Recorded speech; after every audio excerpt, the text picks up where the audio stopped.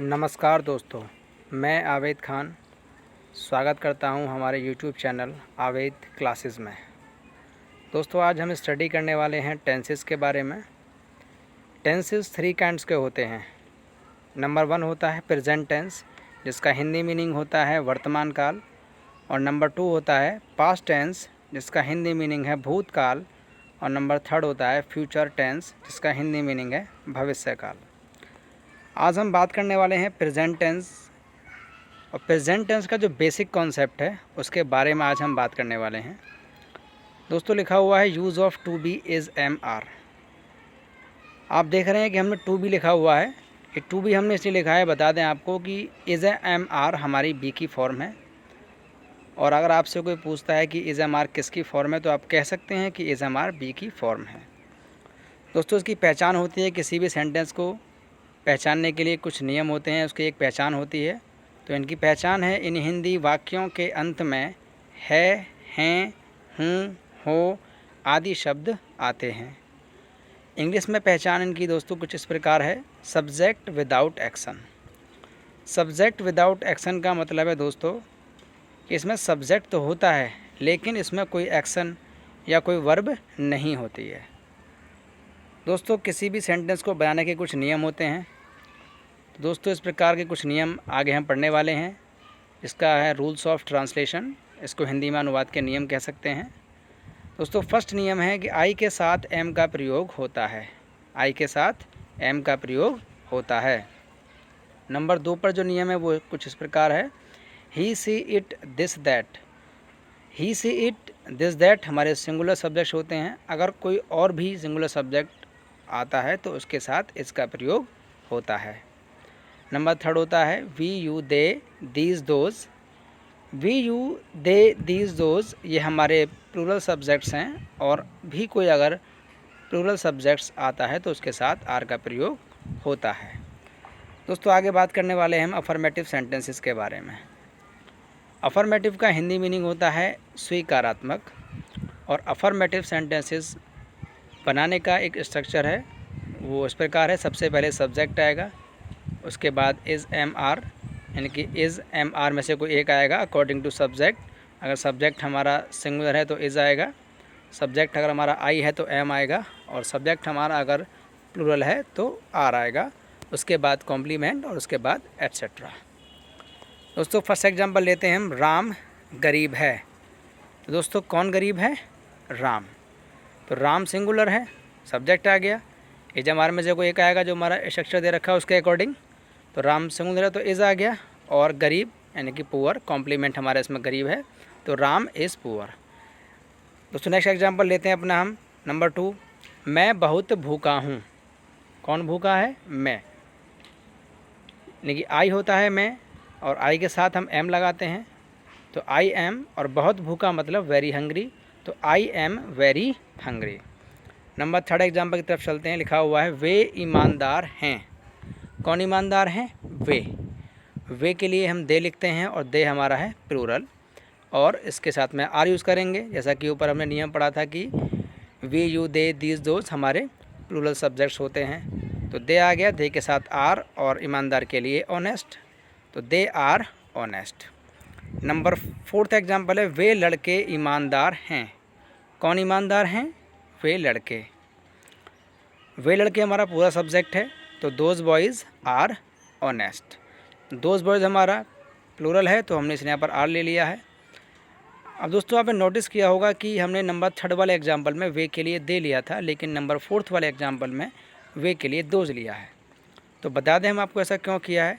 जब वे के साथ अगर कोई नाउन या संज्ञा जुड़ जाती है, तो फिर दे के स्थान पर हम दोज लेते हैं। जैसे कि नंबर 4 एग्जाम्पल में है वे लड़के, यानी कि लड़के जो हैं, यहाँ पर ये नाउन है और वे के साथ जुड़ा हुआ है, तो ये पूरा सब्जेक्ट वे लड़के है, इसीलिए ही हमने यहाँ पर दोज बॉयज़ लिया है।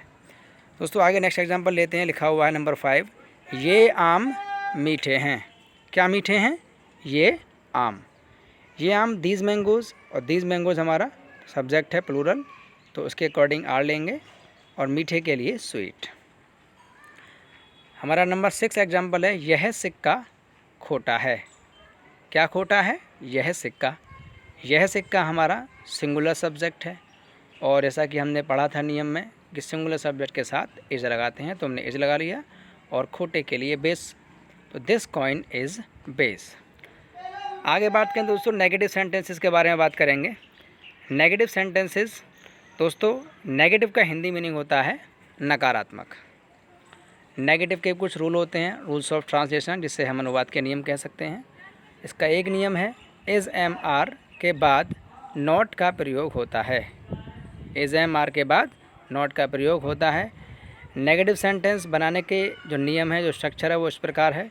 सबसे पहले subject is am are subject के अकॉर्डिंग, उसके बाद नॉट, फिर कॉम्प्लीमेंट, उसके बाद एट्सेट्रा।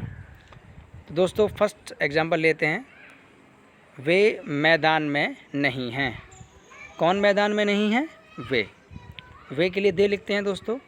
दे आ गया सबसे पहले सब्जेक्ट, दे हमारा है प्लूरल, तो हमने आर ले लिया, जैसा कि हमारा स्ट्रक्चर में लिखा हुआ है सब्जेक्ट, उसके बाद इज एम आर में से कोई एक लेंगे।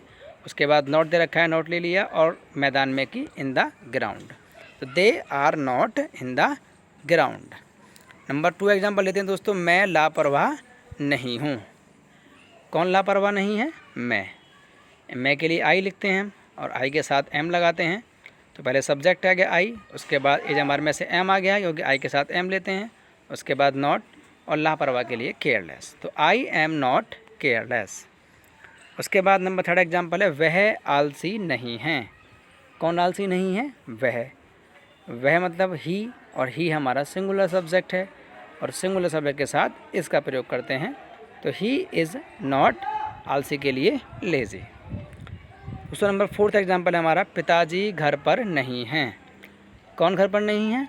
पिताजी हमारा सिंगुलर सब्जेक्ट है, तो फादर इज़ नॉट, और घर पर के लिए at home, father is not at home. दोस्तों आगे बढ़ते हैं, आगे बात करेंगे इंटरोगेटिव सेंटेंसेस के बारे में। दोस्तों इंटरोगेटिव सेंटेंसेस, इंटरोगेटिव का हिंदी मीनिंग होता है प्रश्नवाचक। इंटरोगेटिव सेंटेंसेस बनाने के भी कुछ नियम होते हैं, रूल्स ऑफ ट्रांसलेशन, अनुवाद के नियम। तो सबसे पहला नियम उसमें दे रखा है, यदि हिंदी वाक्य में क्या सबसे पहले या बाद में, सबसे पहले या बाद में आए, तो एज एम आर को सबसे पहले लिखते हैं, एज एम आर को सबसे पहले लिखते हैं। नंबर 2 रूल दे रखा है, यदि हिंदी वाक्य के बीच में प्रश्नसूचक शब्द कब, कौन, कहाँ, कैसे, क्यों, कौन सा, किसका, ये हमारे इन्हें बोलते हैं प्रश्नसूचक शब्द, ये अगर बीच में आए तो सबसे पहले प्रश्नसूचक शब्द की अंग्रेजी, फिर एज एम आर लिखते हैं। नंबर 3 रूल है हमारा, यदि इंटरोगेटिव सेंटेंस नेगेटिव हो तो सब्जेक्ट के बाद नॉट का प्रयोग होता है। सब्जेक्ट के बाद नॉट का प्रयोग होगा दोस्तों, ध्यान रखना है इस बात का। नंबर 4 हमारा रूल है, इंटरोगेटिव सेंटेंसेस के अंत में प्रश्नसूचक चिन्ह, जैसे इंग्लिश में इंटरोगेशन या क्वेश्चन मार्क कहते हैं, जिसका सिंबल दे रखा है हमने ब्रैकेट में, वो लगाया जाता है। और दोस्तों इंटरोगेटिव सेंटेंसेस के 2 काइंड्स होते हैं। नंबर 1 होता है दोस्तों यस नो टाइप क्वेश्चंस। इसके लिए हमने हिंट दे रखा है ब्रैकेट में सामने उसके, क्या शब्द से शुरू, या तो क्या शब्द शुरू में आएगा, या बिल्कुल जैसा बताया था हमने आपको, या क्या बिल्कुल लास्ट में आएगा। तो जो क्या शब्द शुरू होते हैं वो यस और नो टाइप क्वेश्चंस की कैटेगरी में आते हैं। और यस और नो टाइप क्वेश्चन सेंटेंस बनाने का जो स्ट्रक्चर है वो आपके सामने इस प्रकार है। सबसे पहले इज एम आर आएगा सब्जेक्ट के अकॉर्डिंग, उसके बाद सब्जेक्ट, फिर नॉट, उसके बाद कॉम्प्लीमेंट, और फिर ईटीसी। दोस्तों नॉट को हमने ब्रैकेट में लिखा है, क्यों लिखा है बता देते हैं आपको हम। नॉट हमें तभी लिखना है जब हिंदी वाले वाक्य में नहीं दे रखा है, तभी नॉट लिखेंगे, अदरवाइज़ नॉट को हम नहीं लिखेंगे, इसलिए हमने नॉट को ब्रैकेट में किया है। नंबर 2 टाइप होता है WH टाइप क्वेश्चंस।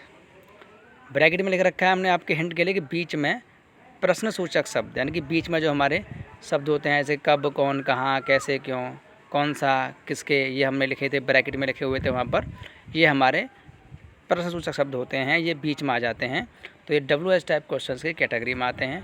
और WH टाइप क्वेश्चन बनाने का जो स्ट्रक्चर है वो आपके सामने है। सबसे पहले क्वेश्चन वर्ड, यानी कि जो शब्द हैं हमारे जिन्हें क्वेश्चन वर्ड बोल देते हैं। उसके बाद इज एम आर सब्जेक्ट के हिसाब से, फिर subject, not, complement, etc. Not bracket में क्यों है हम आपको पहले बता चुके हैं। चलिए दोस्तों एग्जाम्पल ले लेते हैं। फर्स्ट एग्जाम्पल लेते हैं इसमें अपना दे रखा है, क्या यह प्रश्न सरल है। दोस्तों क्या वाला सेंटेंस है, शुरू में क्या आ रही है, तो हमारा यस और नो टाइप क्वेश्चन है, जिसका स्ट्रक्चर सबसे पहले इज एम आर आएगा, उसके बाद सब्जेक्ट, अगर नहीं है तो नोट आएगा, उसके बाद कॉम्प्लीमेंट। तो क्या यह प्रश्न सरल है, क्या सरल है यह प्रश्न।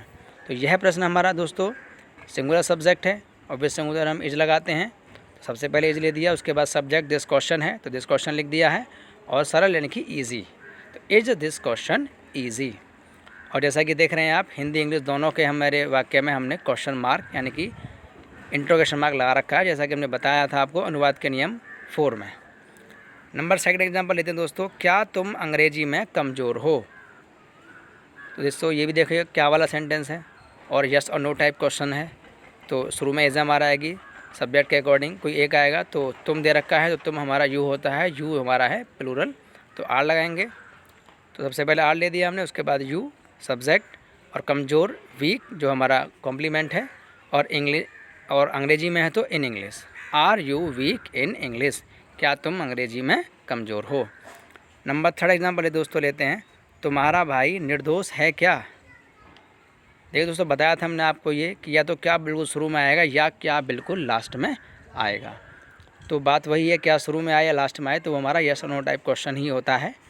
तो जैसे कि तुम्हारा भाई है तो तुम्हारा भाई हमारा सिंगुलर है, तो सबसे पहले एज हमारा आएगा, यस नो टाइप क्वेश्चन है, तो सिंगुलर सब्जेक्ट है तुम्हारा भाई, तो इसलिए दिया देखो हमने यहाँ पर, और तुम्हारा भाई सब्जेक्ट है तो योर ब्रदर, और निर्दोष जो हमारा कॉम्प्लीमेंट है इनोसेंट उसको लिख दिया है हमने, तो is your brother innocent. Number fourth example दोस्तों लेते हैं, तुम इस समय कहाँ हो। तुम इस समय कहाँ हो, तो कहाँ देखिए क्वेश्चन कर रहा है, और कहाँ हमारा ये क्वेश्चन वर्ड है यानी कि प्रश्न सूचक शब्द है हमारा यहाँ पर ये। तो ये हमारा WH टाइप क्वेश्चन की कैटेगरी से है, और उसका स्ट्रक्चर है सबसे पहले क्वेश्चन वर्ड आएगा, उसके बाद इज एम आर सब्जेक्ट के अकॉर्डिंग, फिर सब्जेक्ट, नहीं है तो नॉट आएगा, उसके बाद कॉम्प्लीमेंट। तो सबसे पहले क्वेश्चन वर्ड लिख दिया हमने वेयर, और उसके बाद इज एम आर, यू हमारा सब्जेक्ट है, यू है प्लूरल तो आर लेंगे, वेयर आर यू, और इस समय की अंग्रेजी होती है एट दिस टाइम, तो where are you at this time. दोस्तों नेक्स्ट एग्जांपल लेते हैं, तुम्हारे पिताजी अब कैसे हैं। तुम्हारे पिताजी अब कैसे हैं, तो कैसे हमारा क्वेश्चन कर रहा है, तो कैसे के लिए हाउ, और ये हमारा WH टाइप क्वेश्चन से है, तो उसका स्ट्रक्चर बता चुके हैं आपको पहले ही हम।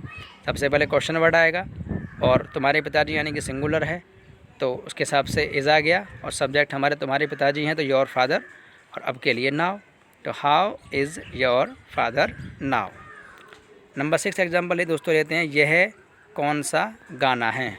यह कौन सा गाना है, तो कौन सा कौन से के लिए विच यूज़ करते हैं, और उसके साथ में अगर कौन सी के बाद अगर कोई हमारा नाउन यानी कि संज्ञा दे रखा है तो वो नाउन उसी हमारे क्वेश्चन वर्ड के साथ जुड़ जाता है। जैसा कि देख रहे हैं आप, विच सॉन्ग और इज़, क्योंकि हमारा सॉन्ग यहाँ पे एक वचन है यानी कि सिंगुलर, तो इज ले लिया हमने, और यह के लिए इट।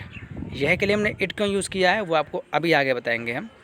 नंबर 7 एग्जाम्पल देख लेते हैं। उससे पहले नंबर 7 लिखा हुआ यह गाना कौन सा है, तो विच हमारा क्वेश्चन वर्ड है कौन सा, और उसके बाद इज़ जैसा कि रूल में लिखा हुआ है स्ट्रक्चर में, और दिस सॉन्ग।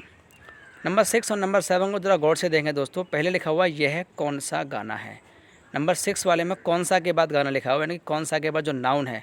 यदि कौन सा के बाद नाउन दे रखा है तो वो जो विच है, विच मीन्स कौन सा कौन से होते हैं, तो वो उसी के साथ ऐड होता है हमारे क्वेश्चन वर्ड के साथ। और नंबर 7 में देखिए यह गाना कौन सा है, तो यह गाना, तो यह के साथ अगर कोई जुड़ता है हमारा नाउन तो वो यह के साथ यानी कि दिस के साथ ऐड होता है, तो विच इज़ दिस सॉन्ग।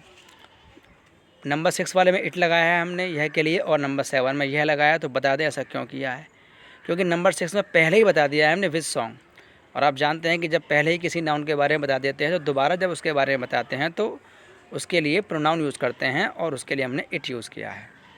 तो यह गाना कौन सा है नंबर 7 है, तो विच, क्योंकि कौन सा दे रखा है सिर्फ सिंगल है, उसके बाद कोई हमारा नाउन नहीं है तो हमने विच ले लिया, और इज़ क्योंकि दिस सॉन्ग है तो दिस सॉन्ग हमारा सिंगुलर है तो हमने इज़ ले लिया, which is this song.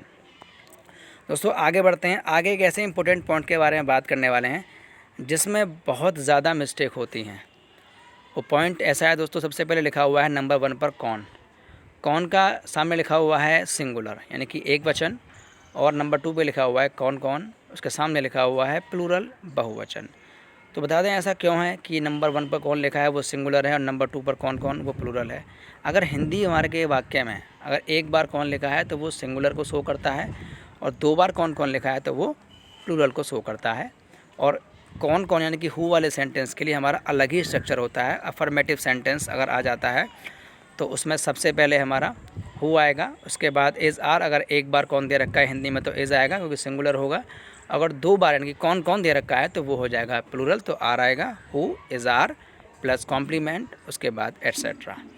Negative sentence अगर नहीं आ जाता है हिंदी वाक्य में तो उसका स्ट्रक्चर अलग है, who plus is are plus not plus complement plus etc. दोस्तों चलिए फर्स्ट एग्जांपल लेते हैं। कमरे में कौन है। कमरे में कौन है, तो कौन देखिए एक बार आ रहा है, जैसे बताया हमने आपको ऊपर, एक बार कौन आएगा तो वो सिंगुलर होगा। और अफर्मेटिव का स्ट्रक्चर सबसे पहले हु आएगा, फिर इज़ आर, फिर कॉम्प्लीमेंट। तो हु है तो हु एक बार आ रहा है तो कौन है तो इज़ आएगा, हु इज़। और कमरे में कि in the room, who is in the room. Next example दोस्तों लेते हैं। कमरे में कौन कौन हैं। कमरे में कौन कौन हैं, तो कौन कौन देखिए 2 बार आ रहा है, बता चुके हैं ऊपर आपको हम कौन कौन। अगर 2 बार आता है तो वो होता है प्लूरल। तो सबसे पहले हु आएगा, उसके बाद इज़ आर, उसके बाद कॉम्प्लीमेंट, तो हु। और क्योंकि हमारा हु इस वक्त कौन कौन है तो ये प्लूरल है तो आर लिख दिया हमने, हु आर कमरे में के लिए in the room. Number 3 example लेते हैं। वहाँ कौन नहीं है, तो देखिए कौन आ रहा है एक बार और ये नेगेटिव है, तो इसका स्ट्रक्चर है who plus is are plus not plus complement plus etc. तो दोस्तों कौन एक बार आ रहा है तो ये सिंगुलर होता है और इसलिए हु सबसे पहले आ गया, और सिंगुलर है तो इज़ आ गया है, उसकी जैसा कि हमारा स्ट्रक्चर में दे रखा है। उसके बाद नॉट और फिर देयर, वहाँ के लिए देयर होता है। नंबर 4 हमारा लास्ट एग्जांपल है। वहाँ कौन कौन हैं। वहाँ कौन कौन हैं, तो कौन कौन दे रखा है तो हमारा ये 2 बार है, तो ये हमारा प्लूरल है दोस्तों। जब प्लूरल है तो यहाँ पर हु आएगा हमारा यहाँ पर दोस्तों। जैसा कि देखा आपने कि ये कौन कौन दे रखा है तो ये प्लूरल है, और कौन कौन प्लूरल है तो आर आएगा, हु आर, और वहाँ के लिए कौन तो हु आर देयर। दोस्तों उम्मीद करते हैं कि आपको ये वीडियो पसंद आया होगा। अगर ये वीडियो पसंद आया है तो हमारे चैनल को सब्सक्राइब करें और इस वीडियो को लाइक करें, और इसको अपने तक सीमित ना रखें। आपके जो दोस्त हैं उसको इस वीडियो को पहुंचाएं, इसके लिंक को शेयर करें। धन्यवाद दोस्तों हमारी वीडियो देखने के लिए और अपना कीमती समय देने के लिए।